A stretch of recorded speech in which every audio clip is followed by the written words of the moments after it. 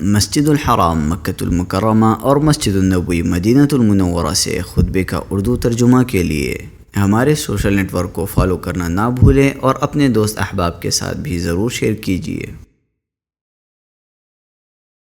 خطبہ جمعہ مسجد الحرام، تاریخ 7 جمادی الثانی 1447 ہجری کے مطابق 28 نومبر 2025 عیسوی۔ موضوع حقیقی مسلمان کون؟ خطیب فضیلت الشیخ اسامہ خیاط حفظہ اللہ، ترجمہ محمد اقبال یاسین۔ ہر طرح کی حمد و ثنا اللہ ہی کے لیے ہے جس نے بہترین امت کے لیے بہترین دین پسند فرمایا۔ میں اس کی حمد و ثنا کرتا ہوں، وہی بادشاہ یکتا سب کو بدلہ دینے والا ہے، اور میں گواہی دیتا ہوں کہ ایک اللہ کے سوا کوئی معبود نہیں، اس کا کوئی شریک نہیں۔ اس نے اپنے بندوں کو احسان کے راستے پر چلنے کی ترغیب دی، اور میں گواہی دیتا ہوں کہ ہمارے سردار اور نبی محمد اللہ کے بندے اور رسول ہیں، جنہوں نے جھوٹ اور بہتان باندھنے سے منع فرمایا ہے اور تکلیف دینے سے منع کیا۔ اے اللہ، اپنے بندے اور رسول محمد صلی اللہ علیہ وسلم پر درود و سلام نازل فرما، اور ان کے آل و اصحاب پر اور ان تمام لوگوں پر جو اچھے طریقے سے ان کی پیروی کریں۔ اما بعد، اللہ کے بندو، اللہ کا تقوی اختیار کرو اور اس دن سے ڈرو جس میں تم اللہ کی طرف لوٹائے جاؤ گے، پھر ہر جان کو اس کے کیے کا پورا پورا بدلہ دیا جائے گا اور ان پر ظلم نہ کیا جائے گا۔ اللہ کے غضب کے اسباب سے بچو، اس کی طرف رجوع کرو، اسی پر بھروسہ رکھو،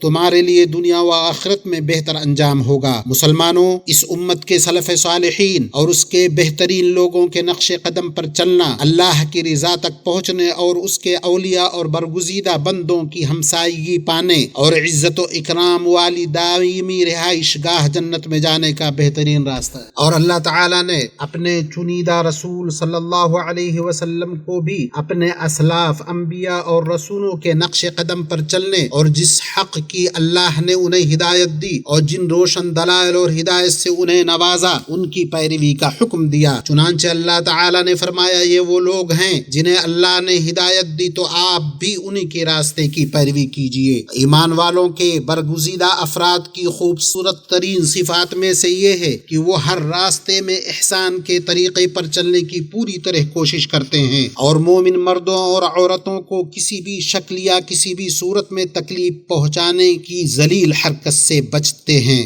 ان کو اس پر ابھارنے اور اس پر آمادہ کرنے والی چیز وہ اعلیٰ ادب اور بلند اخلاق ہے جس پر ان کے بلند و برتر رب نے ان کی تربیت کی اور بیان کیا ہے کہ اہل ایمان کے درمیان جو تعلق ہے وہ دین کی بنیاد پر بھائی چارے کا تعلق ہے، جیسا کہ اللہ تعالیٰ فرماتا ہے، بے شک مومن تو آپس میں بھائی بھائی ہیں۔ بھائی چارہ اس بات کا نام ہے کہ مسلمان کی ضرورت پوری کرنے کی خاطر اپنی راحت اور ہر محبوب چیز کی قربانی دی جائے، اس کی پریشانی دور کرنے کے لیے بھرپور کوشش کی جائے، اس کی حاجت روائی کا بار اٹھایا جائے، اس کی بے بسی میں دست تعاون بڑھایا جائے۔ بھائی چارہ باہم رحم دلی، محبت، ہمدردی اور حقوق کی ادائیگی کا نام ہے، جیسا کہ اس حدیث میں آیا جسے شیخین نے اپنے صحیحین میں عبداللہ ابن عمر رضی اللہ عنہما سے روایت کیا ہے کہ نبی صلی اللہ علیہ وسلم نے فرمایا، مسلمان کا بھائی ہے، نہ اس پر ظلم کرتا ہے، نہ اسے بے یار و مددگار چھوڑتا ہے۔ جو شخص اپنے بھائی کی ضرورت پوری کرنے میں لگا رہا، اللہ اس کی ضرورت پوری کرتا ہے، اور جس نے کسی مسلمان کی کوئی پریشانی دور کی، اللہ قیامت کے دن اس کی پریشانی دور کرے گا، اور جس نے کسی مسلمان کی پردہ پوشی کی، اللہ قیامت کے دن اس کی پردہ پوشی فرمائے گا۔ بھائی چارے کا مطلب ہے نقصان پہنچانے سے باز رہنا۔ چنانچہ حقیقی مسلمان وہ ہے جس نے اپنے اسلام کو اس بات سے کامل کیا کہ لوگ اس کی زبان اور اس کے ہاتھ وغیرہ کے شر سے محفوظ رہیں، جیسا کہ وہ حدیث ہے جسے امام بخاری نے اپنی صحیح میں عبداللہ ابن عمرو بن العاص رضی اللہ عنہما سے روایت کیا ہے کہ رسول اللہ صلی اللہ علیہ وسلم نے فرمایا، مسلمان وہ ہے جس کی زبان اور ہاتھ سے مسلمان محفوظ رہیں، اور مہاجر وہ ہے جو ان چیزوں کو چھوڑ دے جن سے اللہ نے منع فرمایا ہے۔ اور جب زبان اور ہاتھ کے ذریعے تکلیف پہنچانے کے بے شمار راستے اور طرح طرح کی صورتیں ہیں جن کا احاطہ کرنا مشکل ہے، تو ان میں سب سے بدترین صورت وہ ہے جس میں زبان اور ہاتھ دونوں جمع ہو جائیں۔ جیسے کوئی شخص کسی مومن کو ایسی بری صفت سے موسوم کرے جو اس میں پائی ہی نہیں جاتی، اپنی زبان سے بھی کہے، ہاتھ سے لکھ ڈالے تاکہ ایذا رسانی مکمل اثر انداز ہو، اس کی ضرب کاری ہو اور اس سے دفاع مشکل ہو جائے۔ اسی لیے ہر اس شخص کے بارے میں سخت وعید اور شدید شدید دھمکی سنائی گئی ہے جو کسی مسلم اور مومن کو تکلیف پہنچائے اور اس کے بارے میں ایسی بات کہے جو اس میں ہے ہی نہیں، جیسا کہ امام احمد نے اپنی مسند میں، ابو داؤد نے اپنی سنن میں اور حاکم نے اپنی مستدرک میں صحیح سند کے ساتھ عبداللہ ابن عمر رضی اللہ عنہما سے روایت کیا ہے کہ رسول اللہ صلی اللہ علیہ وسلم نے فرمایا، جو شخص کسی مومن کے بارے میں وہ بات کہے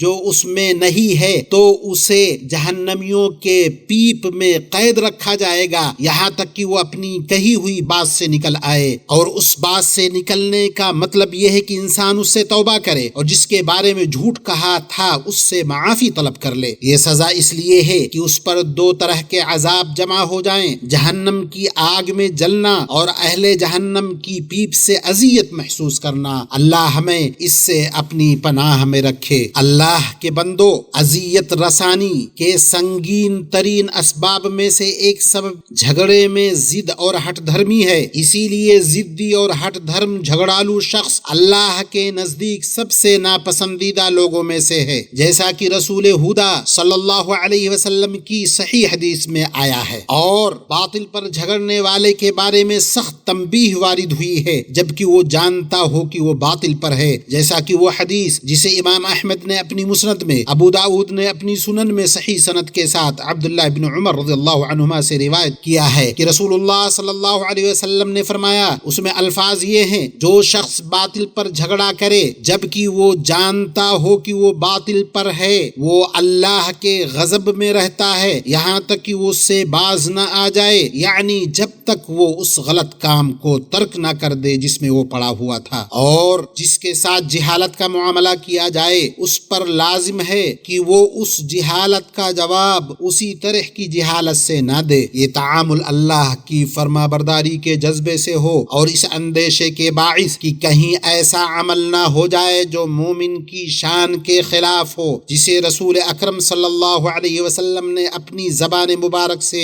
فرمایا۔ اس حدیث کو امام احمد نے اپنی مسند میں اور حاکم نے اپنی مستدرک میں صحیح سند کے ساتھ ابن عباس رضی اللہ عنہما سے روایت کیا، فرمایا، مومن تہمت لگانے والا نہیں ہوتا، نہ لعنت کرنے والا، نہ فحش گو ہوتا ہے اور نہ بد زبان، اور اس لیے کہ آپ کو ویسا ہونا چاہیے جیسا کہ بعض سلف صالحین نے فرمایا، جو شخص تمہارے بارے میں اللہ کی نافرمانی کرے تو تم اس کے بارے میں اللہ کی اطاعت کرو، اس سے بہتر سزا کوئی نہیں ہو سکتی، اور جو شخص برائی کا جواب برائی سے نہیں دیتا، ظلم کو اسی طرح کے ظلم کے ذریعے نہیں روکتا، وہ اس بات کا زیادہ مستحق ہے کہ اسے اپنے رب کی معیت اور اس کی مدد حاصل ہو، جیسا کہ اللہ تعالیٰ فرماتا ہے، بے شک اہل ایمان کا دفاع اللہ کرتا ہے۔ پس اللہ کے بندو، اللہ کا تقوی اختیار کرو، احسان کے راستے پر چلنے میں اور ہر قسم کی اذیت رسانی کے راہوں سے دور رہنے میں اللہ کے برگزیدہ بندوں کے نقش قدم پر چلو، نعمتوں سے بھرپور جنتوں میں داخل ہو کر کامیاب و کامران ہوگے۔ اللہ مجھے اور آپ سب کو اپنی کتاب کے احکام اور نبی صلی اللہ علیہ وسلم کی سنت سے فائدہ پہنچائے۔ میں اپنی یہ بات کہہ کر اللہ عظیم و جلیل سے اپنے لیے، آپ سب کے لیے، تمام مسلمانوں کے لیے ہر گناہ کی معافی مانگتا ہوں۔ تم بھی اس سے مغفرت طلب کرو، بے شک وہی بہت بخشنے والا، نہایت رحم کرنے والا ہے۔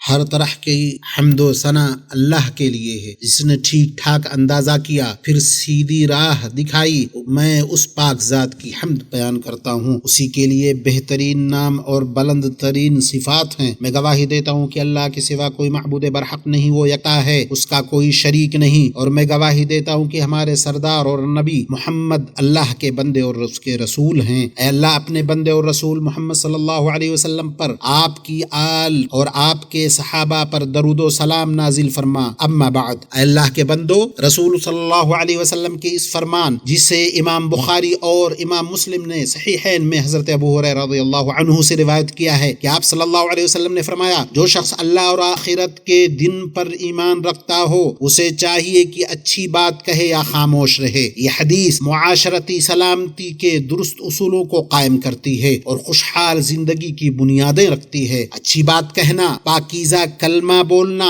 ایک اعلیٰ ادب ہے جس کا حکم اللہ تعالیٰ نے اپنے تمام بندوں کو دیا ہے، جیسا کہ اللہ عز و جل نے اس کے متعلق اپنے اس قول سے باخبر کیا، کہا اور لوگوں سے بھلی بات کہا کرو۔ میٹھی اور خوشگوار گفتگو دوستوں اور دشمنوں سبھی کے ساتھ خوبصورت لگتی ہے اور اس کے میٹھے پھل ہیں۔ دوستوں کے ساتھ خوش گفتاری محبت کو محفوظ رکھتی ہے، دوستی کو قائم رکھتی ہے، شیطان کو مکر کا موقع نہیں دیتی، ان کی دوستی کمزور نہیں ہوگی اور ان کے درمیان بگاڑ نہیں پیدا ہوگا۔ اور اللہ فرماتا ہے میرے بندوں سے کہو کہ وہ بات کہیں جو سب سے بہتر ہو، بے شک شیطان ان کے درمیان فساد ڈالتا ہے۔ اور جہاں تک دشمنوں کے ساتھ اچھی بات کا تعلق ہے تو یہ ان کے دشمنی کی آگ کو بجھاتی ہے، ان میں محبت پیدا کرتی ہے، ان کی عداوت کو کم کرتی ہے، ان کے شر کو دور کرتی ہے۔ برائی کو اس طریقے سے دفع کرو جو بہترین ہو، پھر وہی شخص جس کے اور تمہارے درمیان دشمنی تھی ایسا ہو جائے گا جیسے وہ تمہارا گہرا دوست ہو۔ اور اچھی بات وہ راستہ ہے جو اللہ کی رضا حاصل کرنے،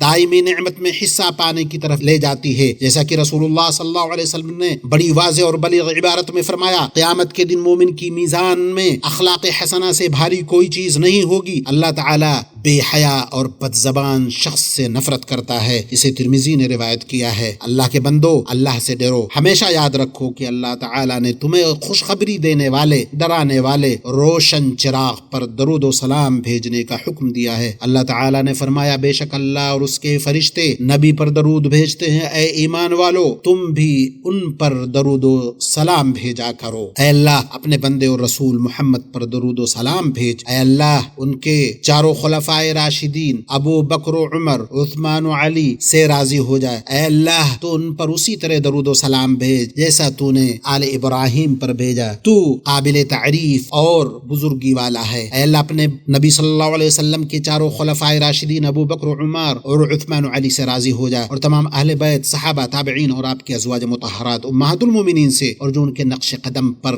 قیامت تک چلے ان سے بھی راضی ہو جائے، اور ہمیں بھی اپنے عفو کرم احسان سے ان کے ساتھ شامل فرما، اے اکرم الاکرمین۔ اے اللہ اسلام اور مسلمانوں کو عزت عطا فرما، دین کی حفاظت فرما، اپنے موحد بندوں کی مدد فرما، مسلمانوں کے دلوں میں باہمی الفت پیدا فرما، ان کی صفوں کو متحد کر، ان کے حکمرانوں کی اصلاح فرما، ان کے کلمے کو حق پر یکجا فرما دے، اے رب العالمین۔ اس ملک کو امن و امان والا اور پرسکون بنا، اور تمام مسلم ممالک کو بھی اے اللہ ہمارے ملکوں میں امن و امان عطا فرما، ہمارے اماموں اور حکمرانوں کی اصلاح فرما، ہمارے امام حکمران خادم حرمین شریفین کی حق کے ساتھ تائید فرما، اور انہیں نیک مشیر عطا فرما، انہیں ان کاموں کی توفیق عطا فرما جو تجھے پسند ہوں اور جن سے تو راضی ہو۔ اے دعا کے سننے والے، اے اللہ انہیں اور ان کے ولی عہد کو ایسے کاموں کی توفیق دے جو اسلام اور مسلمانوں کے لیے بہتر ہوں، جو ملک و ملت کے لیے دنیا و آخرت میں خیر کا باعث ہوں۔ اے وہ ذات جس کی طرف سب کو پلٹنا ہے، اے اللہ اس ملک کی حفاظت فرما، اسے ہر خیر سے مالا مال کر، ہر شر سے محفوظ رکھ، اور تمام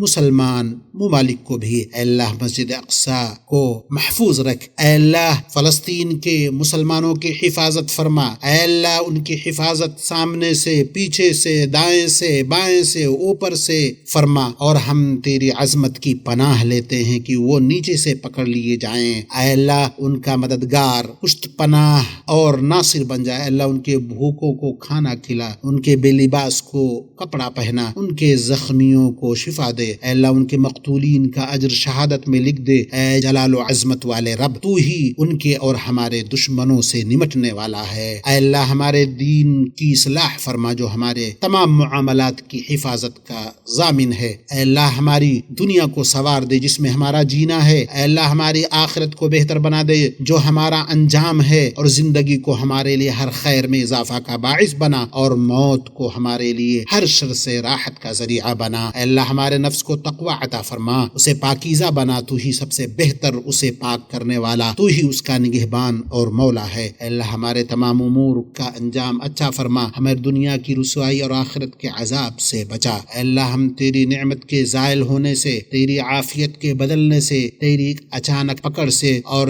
تیرے ہر طرح کے غضب سے تیری پناہ مانگتے ہیں۔ اے اللہ ہم تجھ سے نیک اعمال کرنے، برائیوں سے دور رہنے، مساکین سے محبت کرنے کا سوال کرتے ہیں، اور یہ بھی کہ تو ہمیں بخش دے، ہم پر رحم فرما، اور جب تو اپنے بندوں پر کوئی آزمائش نازل کرنا چاہے تو ہمیں آزمائش میں ڈالے بغیر اپنی طرف اٹھا لے۔ اے اللہ تو جس طرح بھی چاہے ہمارے اور اپنے دشمنوں کے مقابلے میں ہمارے لیے کافی ہو جا۔ اے رب العالمین، اے اللہ ہم تیرے دشمنوں اور اپنے دشمنوں کو تیرے حوالے کرتے ہیں۔ اے اللہ تو ہمیں دنیا میں بھلائی عطا کر اور آخرت میں بھلائی عطا فرما، ہمیں آگ کے عذاب سے بچا۔ وصلی اللہ علی نبینا محمد وعلی آلہ وصحبہ اجمعین والحمد للہ رب العالمین۔